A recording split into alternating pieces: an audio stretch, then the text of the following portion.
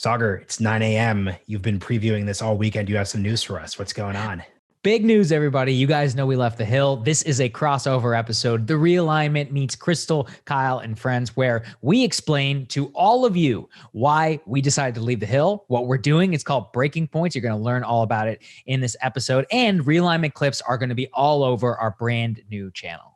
So there's definitely a lot of you new risers who had never heard of the Realignment before. That is another thing we get into during the episode. Saagar was not actually able to promote the Realignment, and Krystal couldn't promote Krystal, Kyle, and friends on the Hill. So now that we are all together in one big happy YouTube podcasting family, so many good things. Let's just jump into the episode. That's why you guys are all here. One quick thing to note, as part of our professionalization of this whole process, we have actually created a website, therealignment.fm, where you can purchase the legendary mugs that we promised you all 9 months ago. I hope this crossover and all the great work that Saagar and Krystal are going to do at Breaking Points is a bit of penance for us really taking forever to do that. And of course, if you are one of the happy few who initially asked for mugs, we promised to get free mugs, please email us at realignmentpod@gmail.com. Those emails have been lost, but we will not forget you. Let's get to it. This is what everyone's been waiting for. So pumped for this.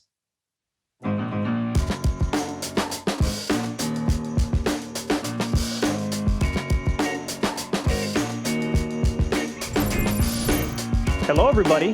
Welcome to something that's quite interesting and quite new in a variety of ways. Yeah, so we have sort of a dual episode here. We have Krystal, Kyle, and friends, and we have the Realignment. We have Marshall, Saagar, Krystal, and of course me, Kyle Kulinski. Oh, wow. So, I mean, let's just get right to it. The big news dropped. Krystal and Saagar, you guys are no longer with the Hill. I don't think anybody saw this coming. I think because the show's going strong, the numbers are phenomenal, but all of a sudden now. So tell everybody, why'd you leave the Hill? What do you think, Krystal? Why did we leave the Hill?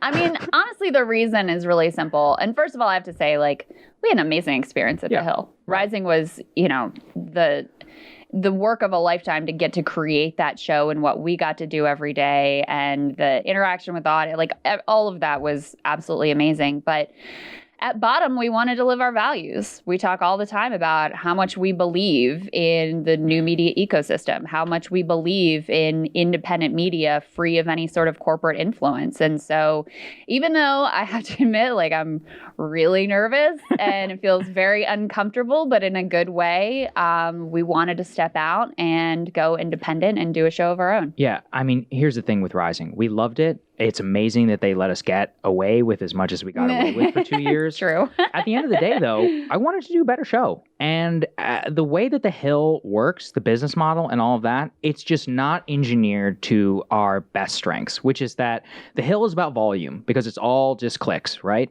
And what we wanted to do is we see the rise of subscription media. We see exactly how independent media can work with a dedicated audience. And what do we really love doing, Krystal? It's not just chasing clicks or having to cover something for the sake of simply filling a show, right? We want to cover whatever we think is important. Sometimes that's the housing market, sometimes UFOs, Epstein, Bill Gates. I'm not going to lie. Of course, that stuff does really well. One of my favorite radars I ever did at Rising was about semiconductors. And I think it got 85,000 views. And if that had been all I wanted to do, or maybe there was a week where I thought that was really important, that just would not have been financially sustainable there. But in the new media ecosystem, it is. Whatever we think is important is financially sustainable in a subscription-based model. And so at the end of the day, just the way that things were diverging and you could see the rise of new media, we could see that we could have total editorial control. We could be our own bosses, not have to chase, in my opinion, a dying, defunct, and not as good model for us or for the audience. It was a total no-brainer. When the one thing is I want to pick up, Kyle, you were pointing out that no one saw this coming. Actually, there was an intense group of people on Reddit. Oh, that's true. Right. Thread. Those guys nailed it. They've had these guests on. They're traveling. What's going on? So let's just talk about the audience itself, because that's the part as a panelist that's always just shocked me. People who are this interested in this message, what about this audience is going to work so well with this new format? Yeah, I mean, I think they're already predisposed to it, right? Like they already subscribe necessarily to Glenn Greenwald or Matt Taibbi or Joe Rogan. They see Fascists. Tim Dillon. Yes, correct. Yes, I forgot it. Yeah, RussiaGate. Basically, what I'm saying is that all paid by Russia. Our actual audience are just the KGB. The key to understand, I think, for all of these people is that when this is what the corporate suits never understood. People weren't coming to it because it said The Hill on the top. They were coming because they trusted us. And that is the thing, that's the keystone of the entire new media ecosystem, is that they trust us after spending, 2 years every single day in our living room or on their phone when they're driving. Well, you shouldn't do that, but I understand if you do. If, at your desk and your job and you've just got your phone like sitting there, you build a connection with someone over a long enough period of time that we knew, or at least we hope, that they are going to come with us. So one of the things that I would say that's been really heartening for us in the Biden era, and Rising lasted with Saagar and I, it was almost exactly 2 years. Yeah, to the day. And even, which is kind of a short period of time in the grand scheme of things, but during that short period, the show went through a number of evolutions. At the beginning, it was really super just day-to-day politics heavy, Democratic primaries kicking off, what's going on with the Republicans and Trump and who's going to be the best, all that stuff. Our first big interview that popped was with Andrew Yang. Huge. And so talking about the candidates that weren't getting attention from the legacy media, that was sort of the first phase of the show. And then once coronavirus hit, there was a big adjustment that had to take place because suddenly political news just wasn't top of mind for people in the same way. And so we had to adjust to meet that. And then the Biden era, and this is the part that I've actually found really heartening, is of course we still cover the day-to-day of politics and what's going on with the infrastructure package and reconciliation and what the hell happened to the public option, by the way, and where's $15 minimum wage and how about we get some support for the PRO Act.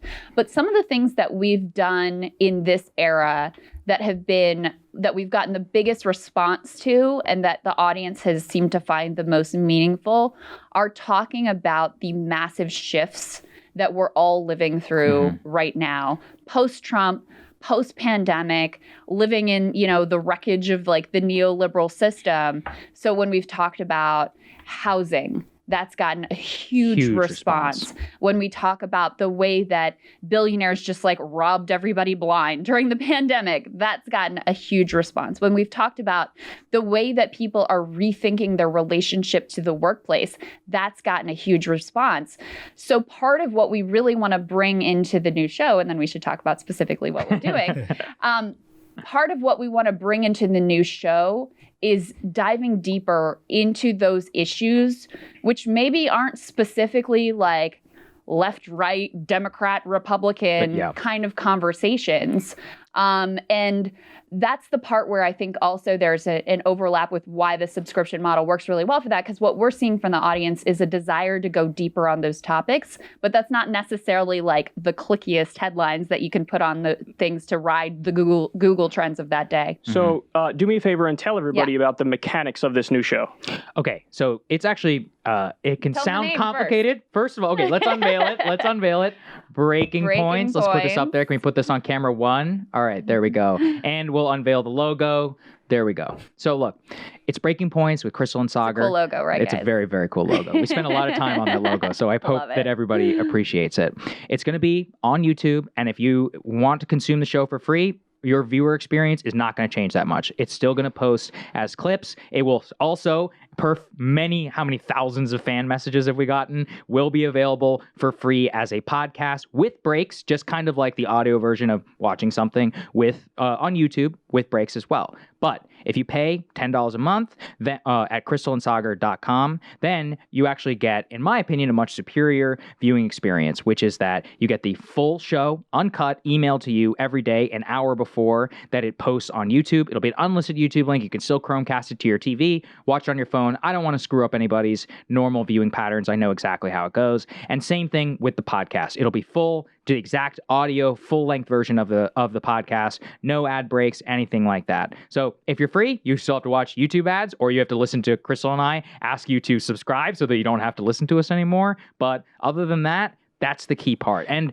look, I just want to make it clear, like, the reason that we have to do this and the reason that we're committed to do this is, what did I explain in the beginning? We have to make sure that the economics align with making sure that we can keep people informed the way that we want them to, and we can bring them the news that they want. Like the Washington Post and the New York Times and CNN and MSNBC, these people have gajillions of dollars. They can literally take a loss on their worst products for years and years and years, just in order to make sure that whatever business unit or whatever is going to support their overall mission. We do not have that luxury. Like, we are putting our fate fully in the hands of our audience and saying, look, we need you in order to help us if we want to compete against these people, because I think we both passionately feel, given our backgrounds, that partisan media, CNN, Fox News, MSNBC, is destroying this country very slowly and has been for a long time. And the culmination of that was a lot of what happened in 2020, and we want some sort of corrective to it. So I believe very strongly that this is the best way to get out of it. You got a couple quick things that should be hit. So you're using Supercast. Yes. And you're doing Rising. How is the Q&A going to work? How is the actual mechanics of what you're doing? So Supercast actually is an awesome Q&A platform where people can type in their questions, and then other people who are premium members can upvote and downvote like what the best questions are. So we're going to do that once a week for the people who subscribe. But I think, look, if I had one message, it's twofold. It's like, help support us, and in exchange, we are going to give you the best viewership and listenership experience possible. You will always be our absolute priority whenever it comes to content. One of the things we want to carry over from Rising that we sort of stumbled upon as an important innovation, I wish I could take credit for it, but honestly, it just happened this way, is people really appreciated that it had high production value because it had that sort of mainstream feel with the graphics production and with the set and the whole look and feel. And even Saagar and I are both sort of we have a traditional broadcast anchor vibe that we both bring from our journalism background. Saagar is always wearing a tie and whatever. So, that was not really an intentional choice. That was what The Hill wanted to do to start with. But what we found out is that people really, really liked that. And the reason that they liked it is because then they could send our clips to friends, loved ones, neighbors, etc., as a sort of pipeline into a different way of thinking about politics. And the fact that we have all those pieces in place to trigger in your brain, mainstream, trusted, these are people who you should take seriously.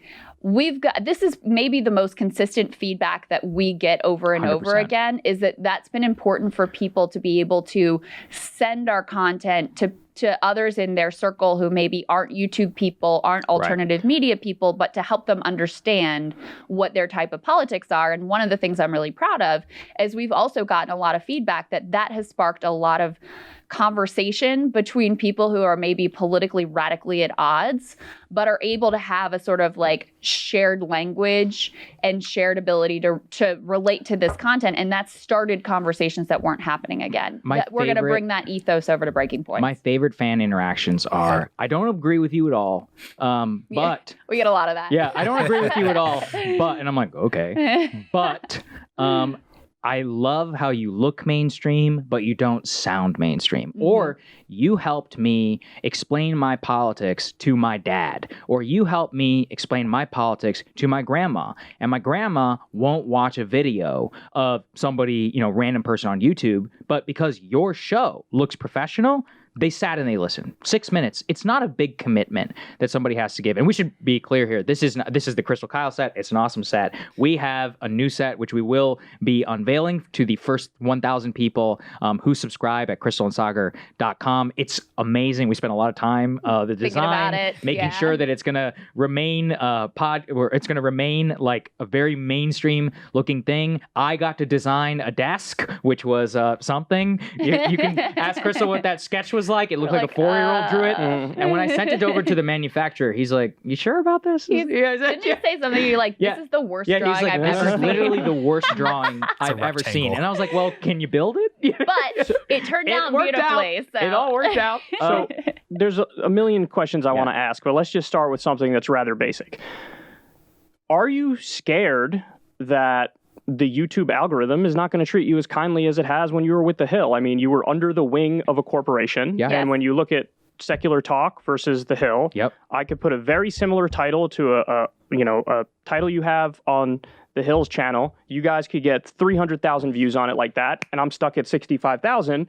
You guys said it. I didn't say it. You said it. That one of the reasons why you think you were successful is that early on you brought on people like me, and my audience saw you guys, and then all of a sudden you guys lapped me by a mile and a half. So, that's weird. Yeah. So are you afraid that the YouTube algorithm is going to suppress you? Well, that's why we're not relying on YouTube ads, right? Like I would say, if this was 2014 or something, 2013, we'd be like, oh, hell yeah. Like we wouldn't even had an idea. Facebook. Right, yeah. This would be all over Facebook We'd be like, Watch. yeah, guys, share us on Facebook and their new awesome Facebook Watch. And then it turned out their views are total bullshit. But that's why we're going subscription. Like this is the ethos of it, which is what I said. We don't want to have to chase clicks. We don't even have to rely upon an algorithm. Now, like, do I want our stuff to go viral and new people to find it? Yeah. But that is not the ethos of the business model. And it's not like we're using the views necessarily to go out and sell independently to advertisers and saying, hey, sponsor us so we can directly read this product or whatever into our feed. Like we're relying on our people in order to back us. And if you have enough, as you found out, Kyle, you can be suppressed, but suppressed 65,000, that's still a lot of people. Well, yeah, that's a lot of people. Let me just tell a little story, which it gets to what you're talking about. I don't think you guys were around on YouTube when the original Adpocalypse hit. No. Now, No, we were not. The gist of I think that was 2017, something like that? Around there. right. But the gist of Adpocalypse was there was some mainstream ad, like a Nestle ad, that sort of slipped through the cracks and got on a legit white supremacist channel. Right. And so then every mainstream media network kicked into gear. They wrote fear-mongering articles, and the response from YouTube was defund all of news and politics like that. Yep. So I went from making decent money to making $0.00 overnight. It was terrifying. There were thoughts in my mind of I might not be able to do it. I mean, I had a fucking audience of however many hundreds of thousands of people. I was like, I might not be able to do this. So what happened? I ended up starting a Patreon that night, telling my audience, and like that, we made $13,000 a month. There you go. So we were able to make up the gap. So it was the fact that the audience liked the product, and all you need is some small dollar donations, and then you could do whatever you want. Like you said, you could give them the product and you can guarantee the quality that you can do, and that's what they're tuning in for. So, I mean, they really saved me, and the fact that you guys are leaving from under the wing of a corporation, that also speaks to integrity in the sense that you're like, I don't want to be with the corporation anymore. No, we really didn't. I mean, this just speaks to something that fascinates, because we're talking about 2014, 2017, and during that period, I mean, Krystal, you know this, there were so many big corporations like, hey, we need to talk to millennials. We need to make politics cool. MSNBC is doing this with Nicole Wallace now. So at a meta level, what is it that made this actually work? I told this to you a year ago, but I was like, dude, you guys are actually doing what Mike and HuffPost and Vox actually said they were trying to do, but without, let's just say, the less successful editorial message. We thought about this a lot, which is that people threw about $1 billion at what we actually did. People threw $1 billion at Mike and many other, Vice. A lot of venture money at CNN for millennials, right? But here was the truth. What they wanted was the Suits version of CNN for millennials. They didn't actually want what millennials wanted from their version of CNN, which is you got to call out a lot of people. Yeah. You got to call out people actually in power. Oh, and those people in power, they buy ads on Vice. Or those people, they're owned by the corporation, which is doing a deal with Vice. Or HBO has a deal with Vice, which means you can't criticize Time Warner, who is their parent corporation. You guys get it. And so what they actually wanted was real independence, being able to call out everybody on both sides. People who are our age, I mean, I'm 29, and according to our analytics, most of the people are around my age, a little 10 years up, 10 years minus. Those people are not doctrinaire Republicans or Democrats. They're not boomers who everything they want from Fox News or MSNBC is how the other side is bad. Their brain has not been conditioned to that point. So we actually speak to the politics that they wanted. It's just that our version of politics, the Suits don't love that. Well, that doesn't exactly fit right. into Washington. There were lots of hilarious experiments with we're going to have a millennial correspondent who was some Pete Buttigieg type with the exact same politics. Better haircut. It's not hard to get a better haircut than him. The exact same politics as whatever the mainline establishment, corporate line was, only in a younger person. And so, yeah, I mean, that just feels, and also just packaging it as like, this is for millennials. We're going to do a segment on millennials Hello, now. fellow kids. Right, You know, like that's the whole exactly. thing. Fellow It had that children. energy for sure. Tell us the biggest stories on Rising that blew up. The first one was Andrew Yang. I'll be honest, and Krystal was friends with Andrew Yang, and I was like, "Who is this guy, Krystal?" I was like, what's going on here? Let's just try it. And she was like, I was like, all right. And so he came on. This was way before he surged anything. He had his book, and I remember he actually signed that. I don't know where that went. I need to find that. He signed this book, and I remember talking to him and being like, "Man, this guy's not a crank." I was like, "This guy's really smart." And this is, just to be clear, this is pre-Israel war crimes are awesome. Andrew Yang. correct. Yeah. June The 2019. original This was, incarnation. I think this was not even June 2019. This might have been earlier, whenever I was a fill-in host. So this was April, maybe, something like that. I remember interviewing him and being like, this guy's really smart. It took 10 minutes. I asked him about the YouTube algorithm. We talked about trade with China. He was talking about automation, and I was blown away. But the show wasn't on YouTube at that time, so we didn't realize the response. What really hit was that very first interview that you and I did with Yang. Right. I think, how long was it? Maybe 20 We minutes? went 20 or something? to 30 minutes with him. And it was the first time anybody ever took him seriously. I was like, okay, tell me, you believe this about monopoly. Yang has some really interesting ideas around antitrust, monopoly, and all that. I actually still quote him every time I talk about the internet, which I got from that interview. Talking about trade with China, talking about tariffs, talking about like the way children and screen time.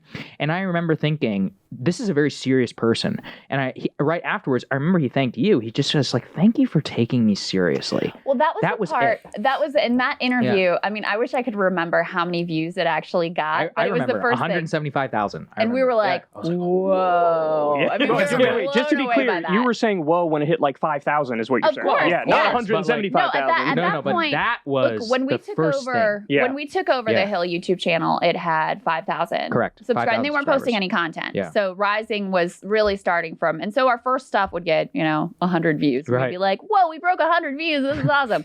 So when Yang starts racking up thousands of views, the part of it that was obviously like just having something that hit was really exciting. Yeah. But the part of it that was actually the most thrilling was at that point we would read the comments and we would read like all of the comments. And I would respond to some. And they were all like rookie stuff. just so grateful that we asked real questions. That's it. Because and it wasn't a softball interview. No. I mean, you pushed him on some, I pushed him on some things. There, we were getting into the policy nitty Press on gritty. China, if I remember. And they were just so happy that we had asked real and substantive questions. That to me, coming from the cable news world where it's on in the background, people are barely paying attention, it's all fluff, it's all just like stupid partisan talking point warfare.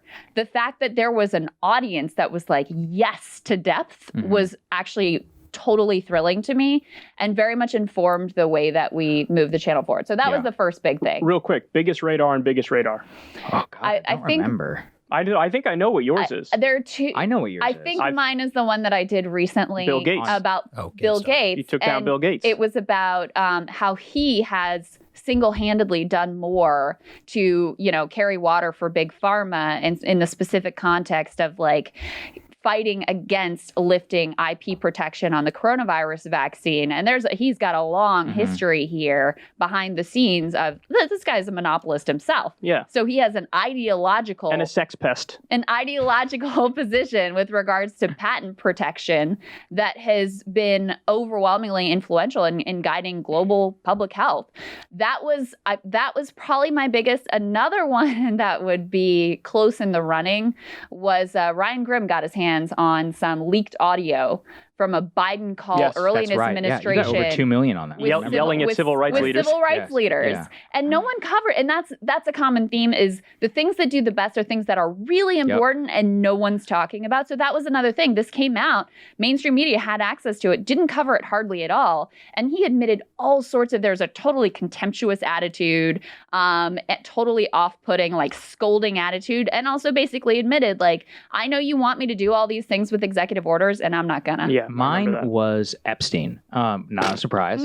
But it's funny, though, because it's the same core thing, which is that nobody was covering it. And it was a legitimate story. And at the time, what had happened was the Department of Financial Services, I believe, in New York State had fined Deutsche Bank like a lot of money for their dealings with Epstein. This is all public record. It was, out there.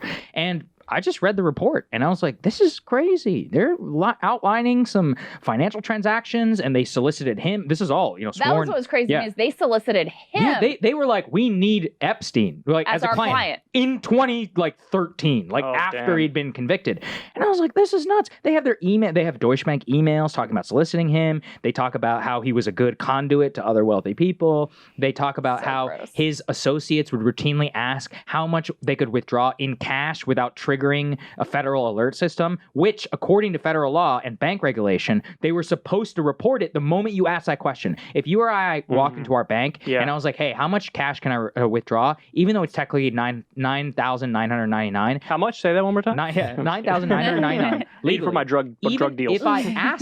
If I ask that, they should call the FBI immediately. And I mean, probably, right? That's sketchy behavior. They didn't do that. He did that twice a week, every week for years. Withdrew $1 million in cash. He was wiring all this money for suspected human trafficking rings in Eastern Europe. And I'm like, this is insane. You turn on the TV, nothing. No CNN, no Fox News, no MSNBC, zero. It's like The Sun in the UK and me. And I think that was a common theme of a lot of our coverage over the years, which is that we would pick the stories which the mainstream media just didn't want to cover. Amy Robach admitting on camera that she let the Prince Andrew story go because the royal family pressured ABC News. A royal family interview. How many people? I think CNN did one web piece about it. One, in their newsletter or whatever. Everybody else didn't touch it. Why? Because ABC is owned by Disney, and Disney is a huge player. And he's got dirt on somebody. Yeah, and that's the thing. At the end of CBS probably has the same story. They fired the girl who they suspected of leaking the video. The poor 26-year-old, even though she was working at a different corporation, CBS fired her. That showed me how crazy the interconnectedness. Yeah, they got her new employer to fire her. That pissed me off. Well, the thing is, the story. So you've got your Epstein beat, so that's obviously very important. But I think the story. Looking forward with breaking points, the story that mattered the most in terms of the viability of this model of news for me was your GameStop monologue. That's because true, this was a monologue where we did a couple of Realignment episodes on it. We got so much incoming from people who weren't even into politics. That's right. That was people random banker friends we have were like, hey, I feel people this. I grew up with, people in high school who I hadn't heard from in years. And and I think that shows the key to what news should be moving forward during the Biden era, because it has to be things that aren't just hey, here's this poll of the week. Here's this inside baseball that's happening in DC. Because with GameStop, it was hey, everyone gets the sense that there's something the matter with the system. And it's wrong, but I don't know why. And if I watch CNBC, I'm not going to understand why. If I watch, actually, you're going to get the opposite. They'll argue for more wrongness. They're going to be wrong. They'll be well, this is so unfair to these hedge funds. It's outrageous. And you would see the same thing in Bloomberg, or absent a few very great journalists at Bloomberg. But the key problem and the key that we saw after that is I was like, we're going to be okay. Because what was happening is that CNN was plunging, right? At New York Times, everybody's subscriptions are down. Fox was screwed by November because they wouldn't go all in on Stop the Steal. MSNBC seems dead. Rising at that time, what was that, January? It wasn't going down, but it was relatively flat. That was the first time something went mega viral in probably the most dead political season of all time, right? I think post-inauguration. It was post-inauguration, and the American Rescue Plan wasn't quite there yet. We were moving into reconciliation, so it was nothing was happening. The most important thing on TV was a confirmation hearing, and we did that GameStop story, and it went mega viral. I mean, I still have people contact me about it. What's fascinating about that is I realized that, to Krystal's point, and why we called the show Breaking Point, is because there are breaking points all across American society which the media is not covering. In many cases, are actively trying to cover up or are complicit in the reason why those breaking points are emerging in the first place. And so that was when we started doing monologues on semiconductor. You did housing. Housing is actually still one of your second most popular radars ever. Just about a Wall Street bid in order to become your landlord. People feel this viscerally. This happened to me. I got kicked out of my house. I had to go get one. Just on a lark. I'm like, how much would it cost to buy? I'm like, what? What is happening? This is insane. We had that story of the fixer-upper house, which sold sight unseen, even though it was a dump. It sold for $400,000 or something. Unlivable dump. Cash. You could not even You live in couldn't it. live Where there. was it? Somebody paid cash here in DC. In one of the suburbs right outside of DC. Jeez. All because people are so desperate. One thing I wanted to add to that, though, which is I think a key part of why we wanted to move forward with Breaking Points, is as important as the stories that went mega viral were, some things like your semiconductor radar, or another thing that, you know, that I'm really proud of that I want to do more of on Breaking Points is when we covered some of the labor struggles that were getting no attention. Coal miners. Early on, we interviewed coal miners who, do you guys remember the story? They literally, with their bodies, stopped a coal train from moving because they had been robbed of their paychecks. And they just they set up camp on the train tracks to stop this train until they got just the bare minimum of what's owed to them. There's another actually coal miner strike down in Alabama right now that we covered as well. And we've tried to, you know, we focused in a lot on what was going on with Amazon down in Alabama, tried to warn people how much the odds were stacked. And so some of those things, they may not go mega viral, but I think in terms of understanding what's going on in our politics, what's going on in the country, what are we up against, and what are some of the movements of solidarity that could actually make progress outside of a like Democrat-Republican context. That's something that I've been really proud of at Rising that I think we can do even more of at Breaking Points, absent that imperative of like every segment must click. Yes, exactly. So let me ask you actually a tough question. Okay. So the genesis of the show was populist left, populist right.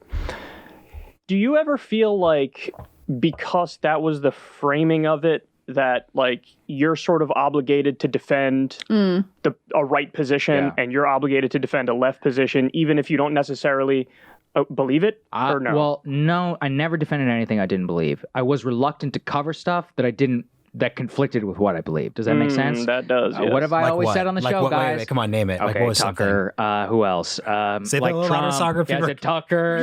So for all my haters out there. So you didn't want to criticize him? Yeah, wait, dude, because, he's my boss. He hired me. Like, you know, was your boss, to be clear. Was my boss. Yeah, was, not is. Was my boss. The guy, he's the first person who ever hired me in media. Because it was like, Daily Caller. I'm a loyal person. Yes, it was a Daily Caller. Nobody. And Tucker, I mean, you know, is a guy from Crossfire. That's all I knew. He sat with me like 45 minutes. We shot the shit or whatever. Like, he's always been so incredibly nice to me, but he was doing things that really, really upset me. Now, I felt the true break happened for me after Trump started with Stop the Steal. And I was just like, I'm done. And it was the most liberating thing that ever happened. And because I was like, you know what?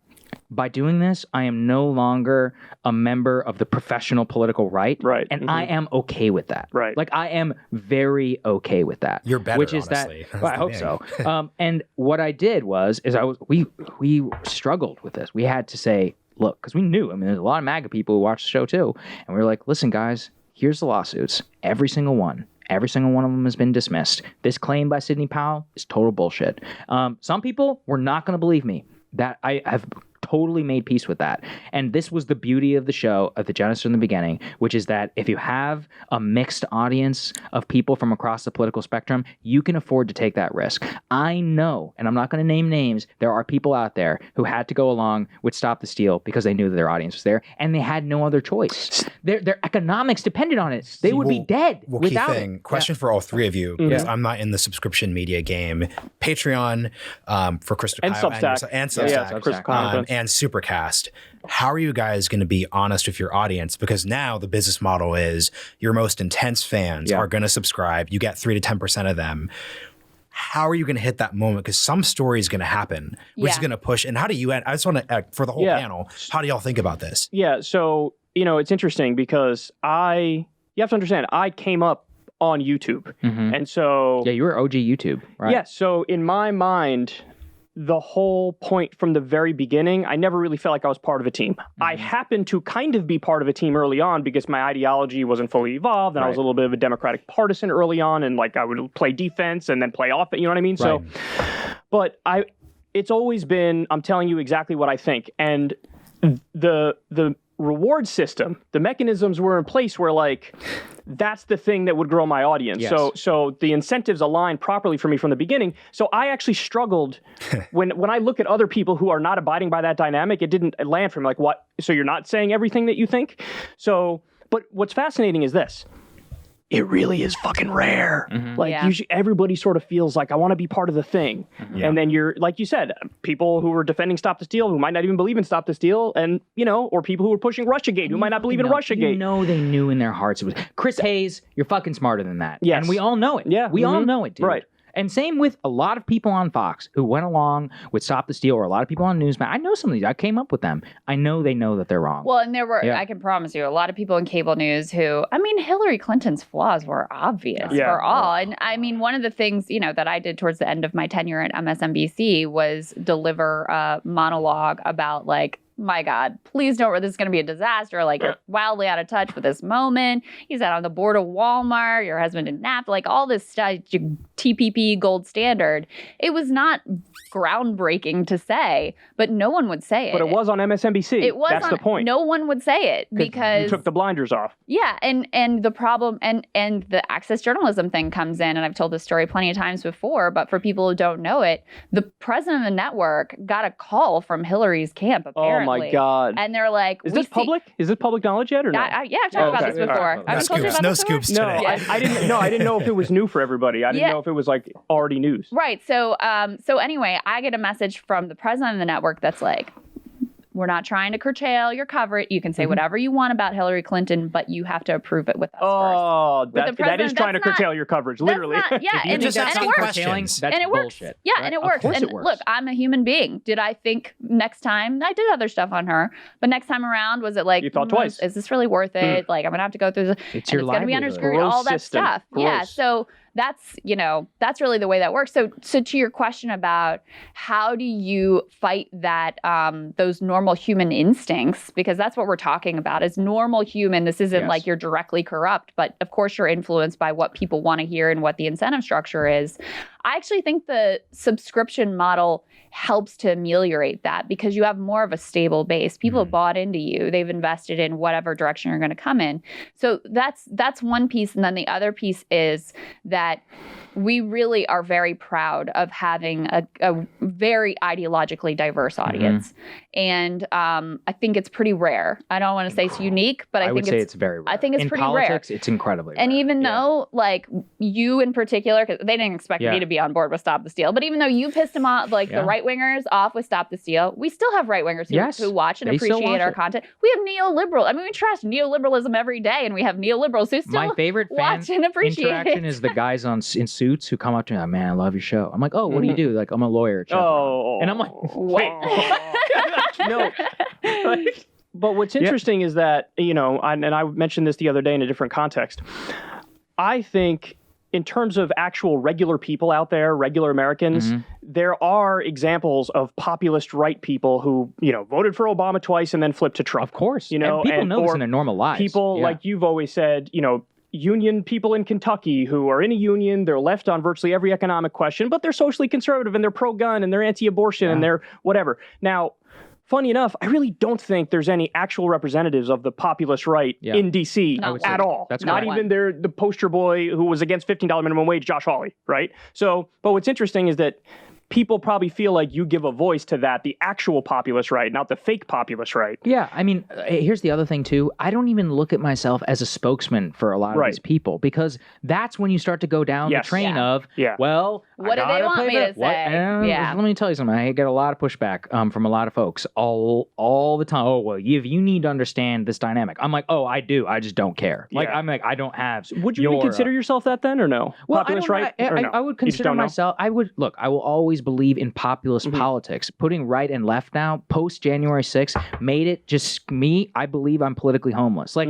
I would call myself like a radical centrist or whatever. Like, I don't know. Don't do that. Even Saagar, don't do that. Radical centrism. We're kicking him off the set. Because what have we discussed on the show how many times? What is actual centrism? It's the center of the country. What is actual centrism? Like, who represents somebody in South Texas? I actually heard from some of these types of people who said they played my videos to shut up one of their screaming sisters because they voted for Trump.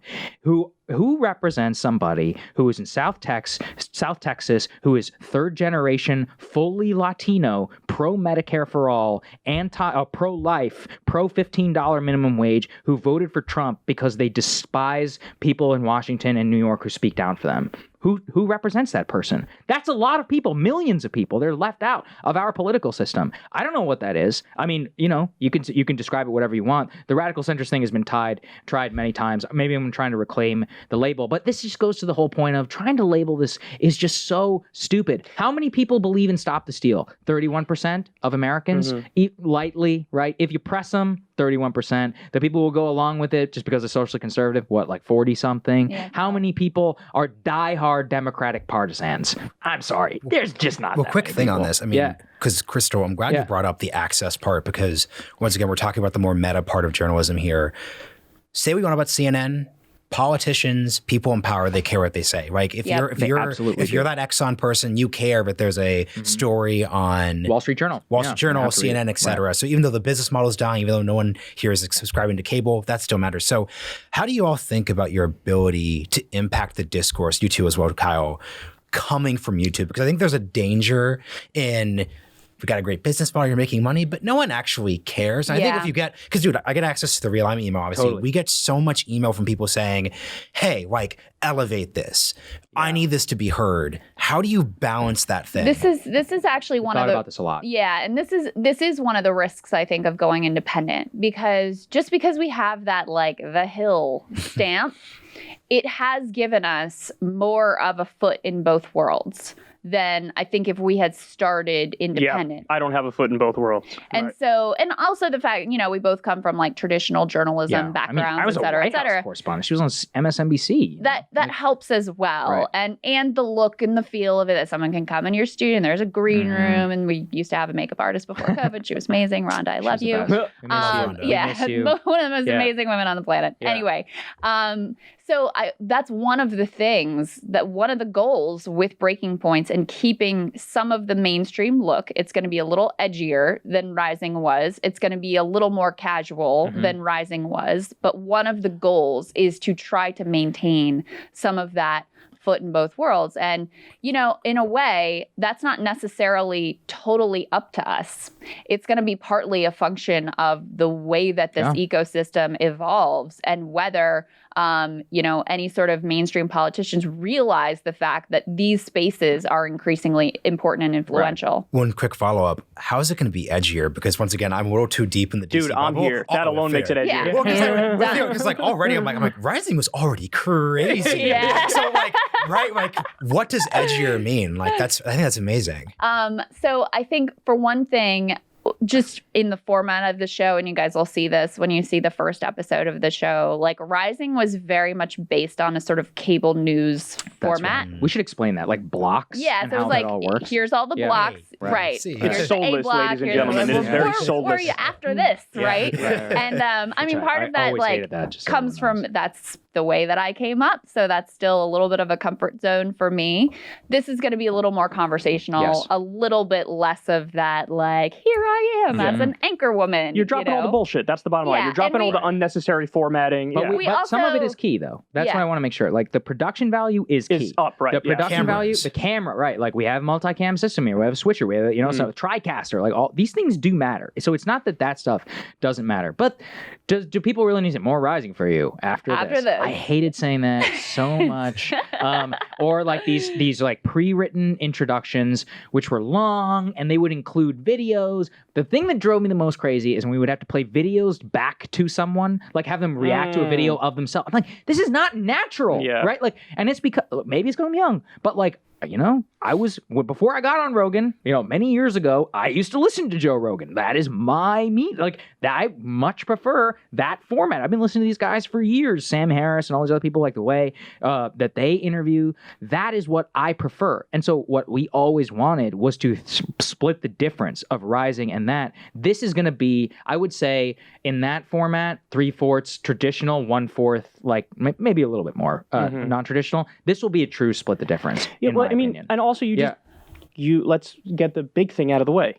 You don't have a boss anymore. Actually, I want to no go more back boss. I want to go back to the access question because this is very important, guys. when we're actually independent, we don't have to worry about, for example, sometimes I would talk shit about an ex-politician. An ex-politician would call the Hill and say, how dare so-and-so say this? Now, I'm not going to name any names because I explicitly agreed to off the record. You know what my follow-up question was? People very high up in Congress would throw shit fits about the things that I would say, and they know exactly who to call. They never call you. They always call your boss's boss's boss. And they're going to politely threaten and say, we're not going to do an interview with your correspondent anymore. You think that we're going to... And look, in a way, I don't blame him. That's the Hill's job. I blame him. The Hill's job is to crawl the Hill and to go into, talk to politicians and get quotes and do the Washington story of the day. But I can't, in good conscience, say that I didn't have to at leleast think about it whenever I criticize somebody. And I also would say, on the other end of that, we've had some fairly radical people on Rising, and I think we would be able to do that more with more ranking funky points academic. Because there were exactly. I'm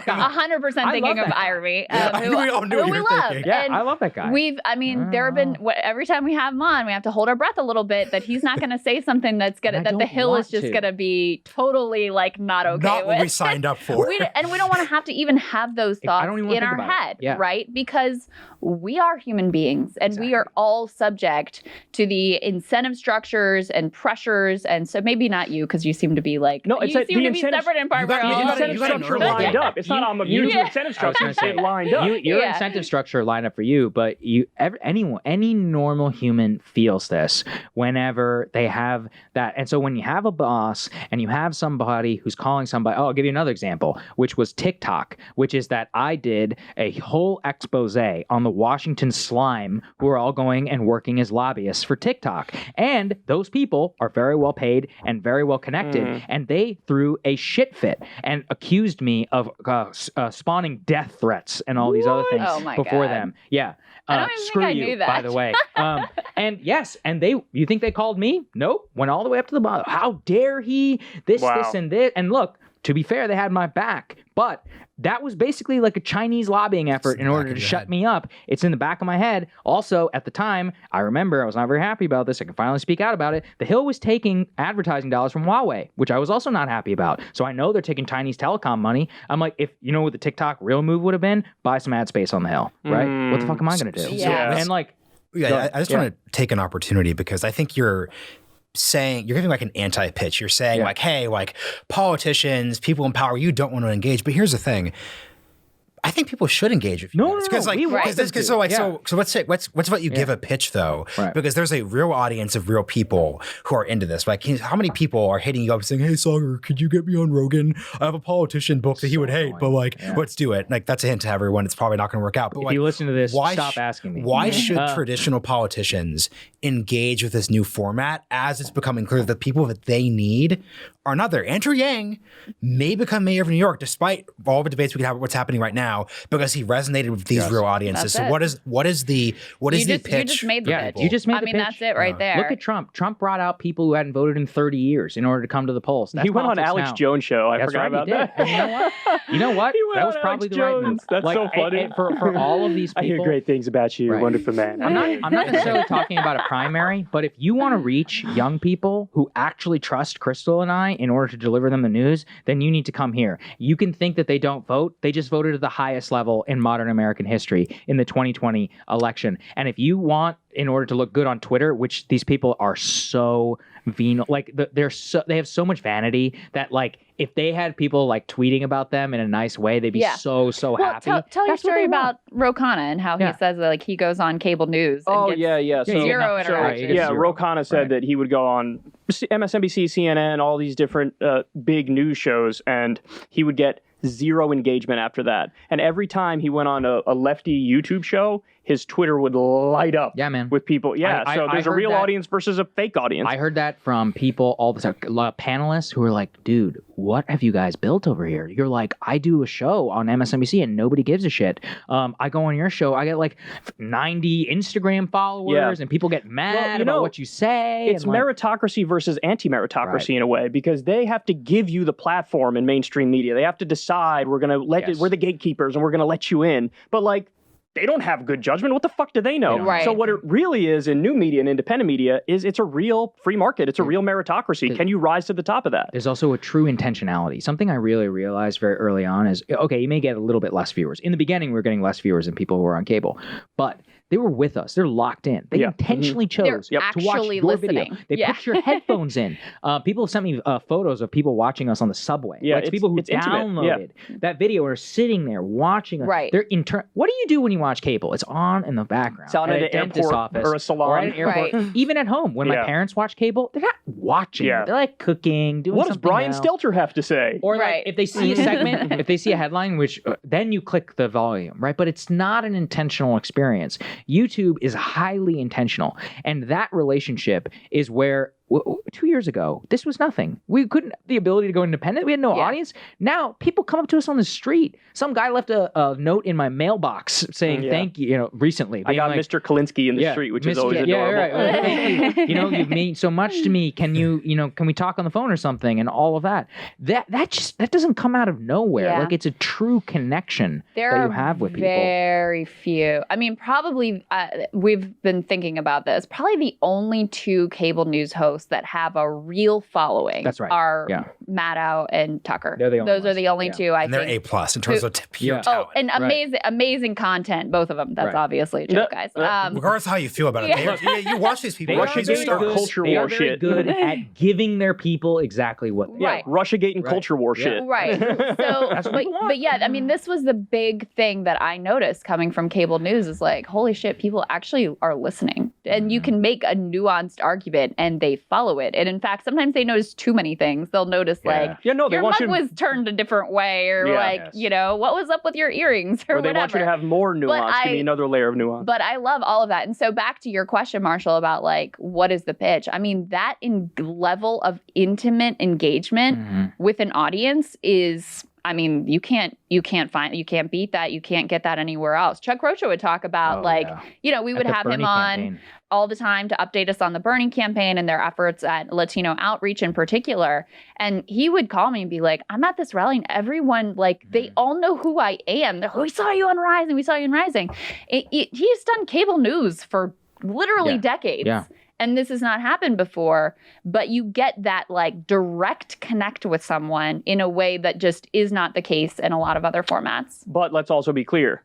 Now you need the support of the people. Now you need people to sign up, people to watch the show. We are putting our faith in the people very much. We had to. At the end of the day, that's the best model. It always will be. And look, I'm not saying we're ruling out advertising or whatever, but like we need to see how much we can do this. Just purely support it. It's the base. Yeah. Right? So, if you have the base, then you could have a different But let's be clear. So you'll never, ever read an ad. Right? I don't know. Look, don't make that commitment. Look, I don't want to make that commitment. What if it's for Liquid Death, which I really We love Liquid Death. By the way, guys, Liquid just so you Death. know, that's seltzer. That's seltzer. Liquid So Death he's trying to in steal here. my beat, which is the seltzer beat. I'm the seltzer man. I've got seltzer in here.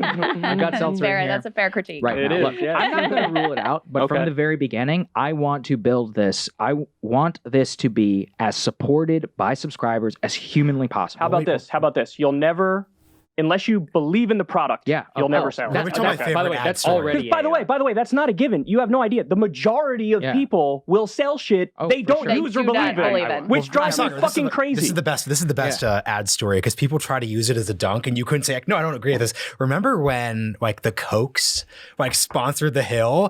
People would be like, well, Mr. Populist Saagar, what do you say to this? By the way, I didn't know that, and now you're both kicked out. That's what I wanted to say, and I wanted to say fuck you to them for a long time because they've been going around town talking shit, and they don't think that I don't hear about it. That actually was a real problem though, That because sucked. they took. There was also the American Petroleum Institute. They gave money to the Hill, and I saw someone, randomly on my Twitter feed who was like, "Oh, I see now that like since the Hill took money from API, Krystal hasn't covered what's going on with Steven Donziger." Well, we had Donziger booked for that week. We were covering the story, but I hate that there's What was the story?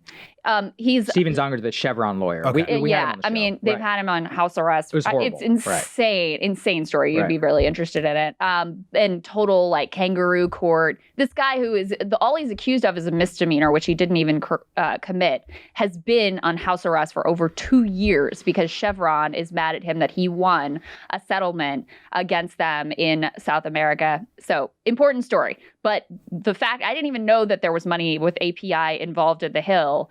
And the fact that there's what is a legitimate question in people's minds over whether that's impacting our coverage, I absolutely hate. So that's something that I am very glad to be done with. And on the positive, the sort of like prospective pitch, look, we want to be on the level with, influential in a way that CNN and MSNBC and Fox News are. We want to have a space where people can continue to share clips because they look mainstream but don't sound mainstream. And so that's really, that's what we are relying on people to help us build. And I would be lying if I didn't say I was scared of shit. It's very nervous. Scary. They're both nervous. It's adorable. Yeah, we're very nervous because look, we had a good gig. It was a great gig. We loved us to stay. We love doing Rising. We love what we built. Yeah. I started doing YouTube full time in 2012, 2013, and it just worked. And you guys are already a proven product in that even when you were at a corporation with all those negative influences, with a fucking boss, you still managed to maintain a degree of integrity. And so now that you're totally unchained and nobody's above you, I mean, people already love the product and now they're going to love it even more. And I think that there's no way it doesn't succeed. Even if the YouTube algorithm fucks you. YouTube algorithm fucks me all the time. I'm still here, bitch. What? Yeah. So even for them, just support them. And I guarantee you it's going to take off. Don't be nervous. It's funny because they're nervous for themselves. And I'm like, why are you fucking nervous? It's going to be fine. Well, we've got bills to pay. So that's we all have bills. So here's the big question then. Going back to something you said earlier, Krystal, you said there were basically 3 eras of Rising. Yeah. The one that is just imprinted into my mind was really that, Bernie's doing really well. Yeah, the primary. You think it's that is the book came out. What would you all say is like the story? So it's no longer like the rise of populism. Like, so because for good or for ill, like that quite isn't it right now. Moving into June, moving into July, like what is like the narrative? Because I think the part that's resonating with people so much is just that narrative idea. I mean, this is what we do with the Realignment. This is what you guys are doing, Krystal. Like, what is the narrative right now? I think it's about these massive, just following these massive tectonic shifts. Acknowledging it. Because people feel crazy. They're like, I can't buy a house. Why can't I buy a house? I don't understand. I went to the bank. I worked my ass off. I have a down payment. And some guy in BlackRock is paying cash? Why? How did this happen? I did what I was supposed to do. I took out debt for when I was 19 years old in order to pay for college. And I was promised a good life. And now I don't know what to do. I feel I'm upset. I cry all the time. I can't get married. My girlfriend wants me to propose to her or my boyfriend or whatever. And I can't do that. I can't have a child because I can't afford childcare. I can't have a child because I can't afford to stay home. I mean, I can endlessly knock off the list of things that people experience, especially in our lives, and nobody talks to them. Nobody is even like, I see you, man. That sucks. And here's exactly why it sucks. And here, maybe, is something that you could do about it. Maybe not, sometimes we don't have the solution. It's not our job necessarily, but we want to speak to what they feel every single day, and nobody talks to them. In the context of America, it's very counterculture to say, this is not all your fault. Yeah. Yes. It's very counterculture to say, like, you individualism. Right. You're struggling. You're in a job that you hate. You're not making enough money. Like, you don't feel like you have any path to a future that's just stable and that has meaning in it. And you know what? Number one, you're not alone. And number two, it's not your fucking fault.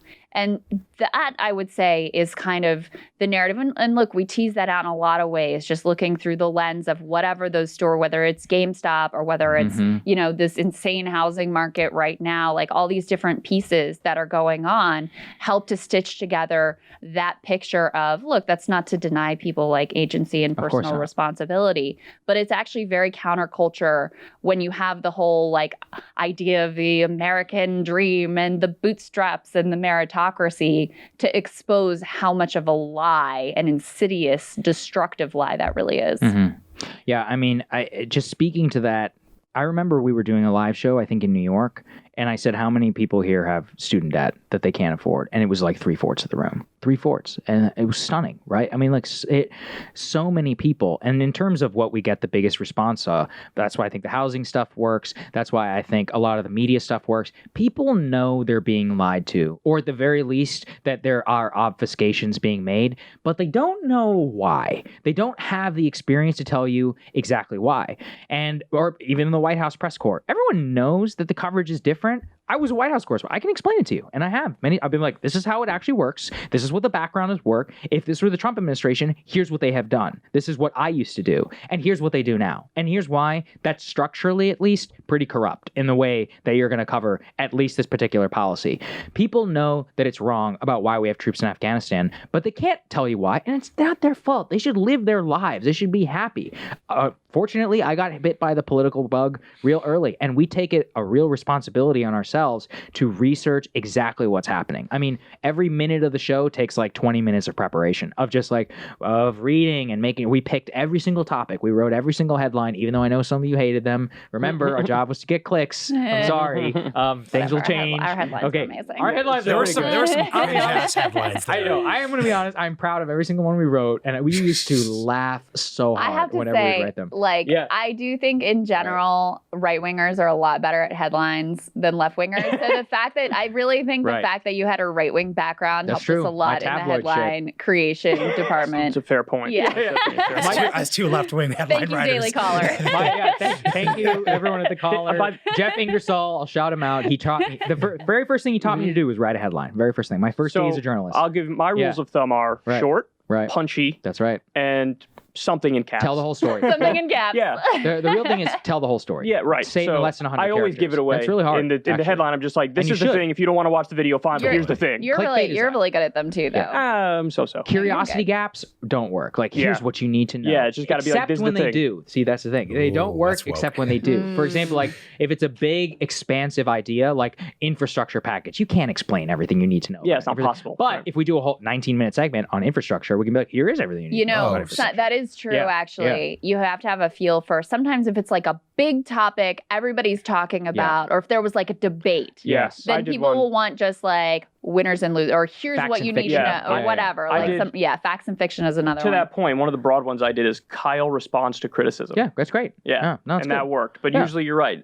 Well, As a general rule of thumb, you want to You give can it away. only do Something that. specific, You can yeah. do that because people trust you. So once people trust you, you can get away with a ton more. But when you're trying to build an audience in the beginning, then you have to be super direct, super straightforward. This is where news writing And comes over into the play. top. You've kind of danced around it, so let's just be direct.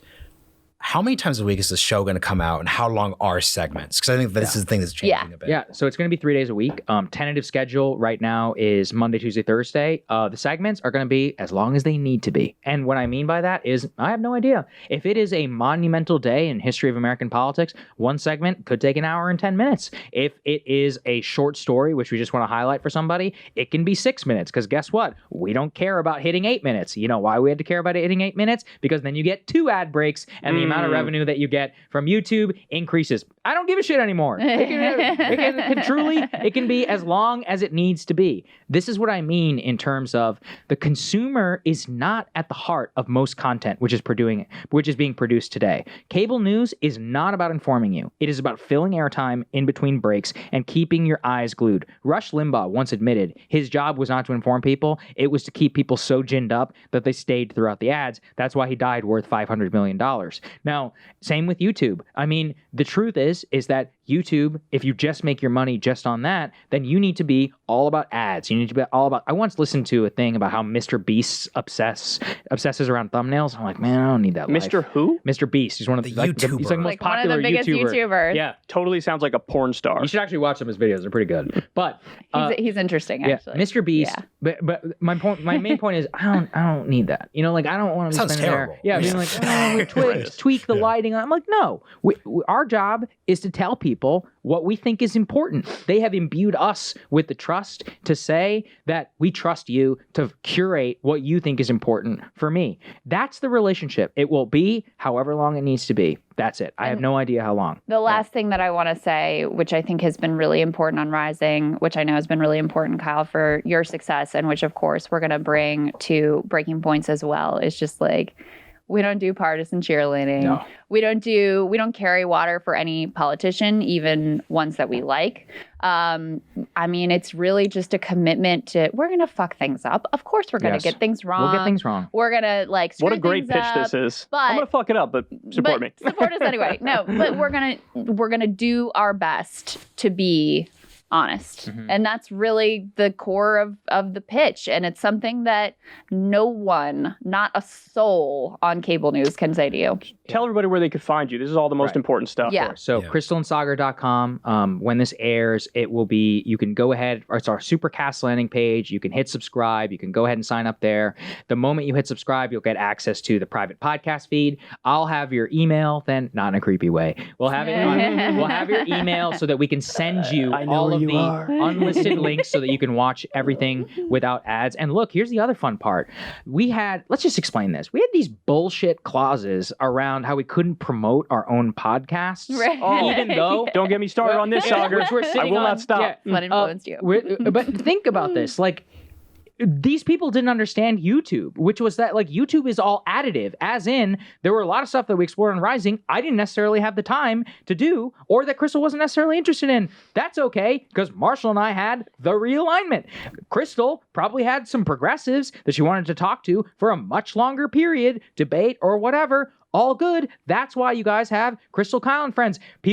It's a funnel. It's like a flywheel. You find Rising. Symbiotic. You like this, then you go to that. Yeah. And they had these insane rules around like, oh, you can't promote that. I don't even know if I ever acknowledged that you and I were co-hosts. Whenever Never. you're By the panel. way, Krystal, you weren't you would even always allowed be to a do say, that. homie and say, yeah, guys, Marshall, have you're you noticed co-host. anybody missing? Have you noticed anybody missing from appearances on Rising for the past however Well, long? like it's been a Yeah. year. Yeah, it was crazy. Once Kyle and I started our podcast together, he became banned for I was insane reasons. banned from Rising, even Listen. though it would have helped them and helped us. us. And also, she couldn't mention our podcast, Krystal, Kyle, and Friends, on Rising. And no, sometimes So- we would do this thing where we'd be like, I was recently speaking with this person, and it's like, well, where were you speaking? Yeah, like, Krystal would be like, somewhere else. I just had this interview. I think we had an interview with Joe Scarborough. I really wanted to mention it, It's a and great I effing couldn't do interview. it. And I why, was like, why would you interview Joe Scarborough? You should listen to We it. It have, actually we was have, fun. we have Yeah. to defend him on this. Yeah. He is the most self-aware Beltway person ever. We were like, look, Joe, like we have to ask you these questions because our audience kind of hates you. Yeah, I was He goes, bring him on, just do it. And He was like, oh, you hate me? He's like, you hate me? It's like, Yeah, and I was like, wow, man, that's money will do that to you. But Smug prick. Joe, That's all I I will, have at to least, say. I will at least give it. He'd actually love to talk to you. I'm serious. Like, no, I no wouldn't. joke. I wouldn't love to talk to I him. think you So would, because he's, Sorry, Joe, it's not happening. much more self-aware than you would think, at least in a podcast I'm format. just gonna keep my mouth shut. yeah, on this yes, one. please Look, do. all of You that guys being can said- have him again on the realignment. See, We're this is all why set on the we Jim have. We Carrey probably will. This is why we have different. This is actually the yeah, beauty of it. We exactly. have different shows. I believe that in have the same- dialogue, except with Joe Scarborough. Here's the deal. It didn't make any sense. We are all have, we have the beauty of Rising, which brought people in. We have different intellectual interests. All good. It all comes together, right? And yet this was never understood. So that's going to be another awesome part of it. Your guys' clips will be on the Breaking Point channel. Same with the Realignment clips. It'll all be like a symbiotic relationship because that's the way it should have been from the very beginning, which is that like people cared about Krystal and me. They obviously cared about you guys. Your audience helped build our damn channel in the first place. Realignment has done very well because of Rising. And now, like people actually realize that like, oh, it's not some like weird Chinese firewall thing in between it.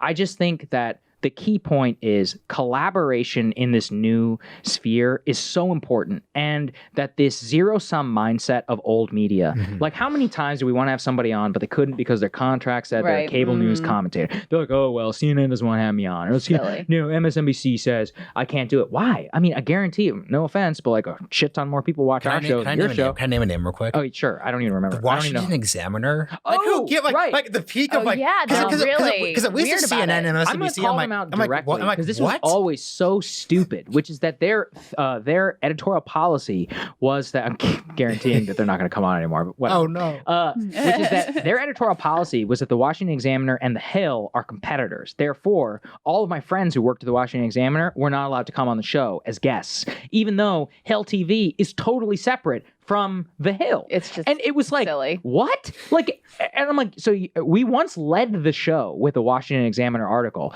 and I told my friend, I was like, dude, we literally led our show with it. Like, in what world? Like, how is this not just like free promotion for you? Which it was, right? Like, how many other people would have found out about it? And he was like, yeah, they just won't listen, man. It's that zero-sum mindset is all across Washington. It's all just like knife fighting, and like my scoop comes at the expense of your scoop, or like that's my actually interview. kind of semi-true. No, at least that in is true. case. But I'm saying in the interview space, they don't understand that it doesn't apply anymore, which is that my interview with so-and-so, let's say, this has happened to me so many. How many times have you heard somebody maybe in a short form format and you're like, man, I need to learn more about this guy. And so you start searching and you go watch a longer interview of that person. I've done that a million times. And that's exactly what we need to have in this new ecosystem. Not just us. It's like Glenn and Matt and so many others. It's like there's no reason that we should be pitted against each other necessarily. That's the antithesis of how it all should be. And that's not how we all think in real life. Like,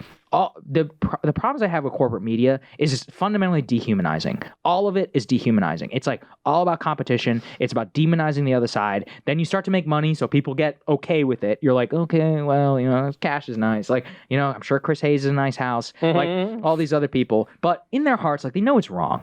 And the whole point is, how do you align the incentive away from having to do that? How do you realign these? I see what you did there. And I can't do a second. But this is quick, because I want to put like some meat on the bones of what this could really look like. I remember when y'all did like the Populist Guide to 2020 like book tour, and we did a realignment episode, and you guys just pulled a clip of it for your actual rising. You guys talked about the clip. We got 300K views on that video because people said, hey, like, I saw this good 5-minute clip of them. Let's listen to the full hour thing. And once again, that's an example of everyone won. Yeah. Everyone. This is good. However, there's one exception to this with the zero-sum mindset. Barry Weiss. Crystal and I are trying to defeat Barry Weiss, so go subscribe on Substack to Crystal Kyle and Friends. Yes, indeed. Is this the rankings? Yes. If we don't get in front of her, it's really there's bad. problems. Kyle is We should not. Yeah, that's how about that? How about let's not do that? Yeah. Yes. But I think the bottom line is we're very nervous. We're very, very excited. We are experiencing a real sense of freedom and expansiveness of what we're going to be able to do and be able to bring to you guys. And we are ultimately putting our faith in you. That's exactly right. Super excited to be partnered with Supercast. Their technology, I think, is really cool. They're part of sort of, making it possible for us to provide some of the services that we are. And if you go to crystalandsaagar.com, that's where you can sign up for all the good stuff. That's right. We'll see you guys. We are so pumped in order to get started. We've got an awesome set. Which he designed little knickknacks and tchotchkes, which we've been curating in order to put tchotchkes. I've never heard that word. Marshall actually came up with that one. I don't know where he came. Which one is it? You said you're the one who said tchotchkes. It's a word. Yeah, I mean, it's like you're at a conference. Anyway. They have like little things. Been scouring Etsy. Got some cool stuff in order to put the background. As we said, first 1,000 people to subscribe, we will give you guys an exclusive behind the scenes walkthrough. You can meet the new team. You can see exactly what it's going to be like. You're going to get a lot of other content there. I cannot wait to get excited, and I also cannot wait to pass some guy who works at CNN or MSNBC or whatever on the street and just be like, "Sup, dude? Yeah, we're beating you now." Well, this is the new world. I definitely wish you guys luck. I think it's going to be a massive success. Thank you, and Kyle. As long as you have the people backing you, then it's all going to work out. And I think you guys have that. Appreciate that, man. You got it. Thanks to both of you. Thanks, Marshall, for you guys have been a huge support, both of you.